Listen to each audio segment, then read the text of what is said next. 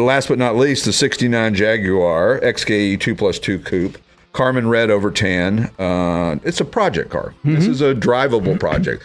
And I recommend if you're going to do a project car, find something that's got a really solid body and that's drivable. Enjoy it for a little bit of time and then restore it. Because if you don't and you buy it and it's in a boxes, 3 years later, you're going to sell the project because you got tired of it. You got bored with it. And so this one's drivable. You use it, take the kids, go get ice cream, use it for 6 months or a year or 2 years. 100%. And then, then rebuild it and do what you want to do. I mean, Enzo Ferrari said the most beautiful car ever built was the XKE Jaguar.